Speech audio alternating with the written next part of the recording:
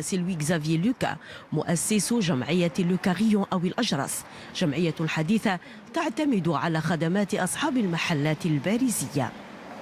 هنا مثلا متجر تابع للشبكة، يمكنك أن ترى علامة لوكاريون، إنه شعار المؤسسة، الفرد من أجل الكل، ونرى الرموز التي تمثل الخدمات المقدمة. هنا على سبيل المثال يمكن للشخص الذهاب للحصول على زجاجة أو كوب من الماء. إنه أمر بسيط نسبيا.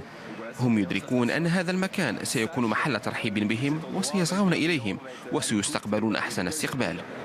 هنا يتحدثون معي بصورة لائقة، لا كشخص بلا مأوى دون شفقة أو اشمئزاز. يتحدثون معي كأي شخص، وهذا أمر ليس بالهين ويرفع من معنوياتي كثيرا. حسن الاستقبال والتعامل الجيد مع المشردين بات أيضا من سمات لوكاريون. لهذا السبب نقترح عليهم شطيرة من البرجر، وقبل ذلك يجب أن يجلسوا كزبائن في المكان. الكثير منهم يفضلون أخذ الشطيرة وعدم الجلوس.